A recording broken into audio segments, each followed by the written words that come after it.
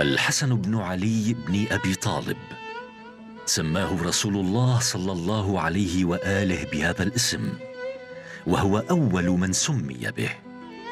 ولد الإمام الحسن عليه السلام في 15 من شهر رمضان المبارك في السنة 3 للهجرة في المدينة المنورة. أبوه علي بن أبي طالب عليه السلام، أمه فاطمة الزهراء بنت رسول الله صلى الله عليه وآله.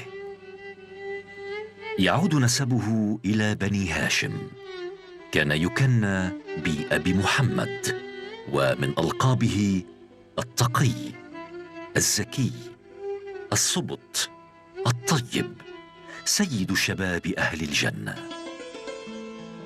من زوجاته أم بشير بنت أبي مسعود الخزرجية، خولة بنت منظور الفزارية، أم إسحاق بنت طلحة التميمي، جعدة بنت الأشعث.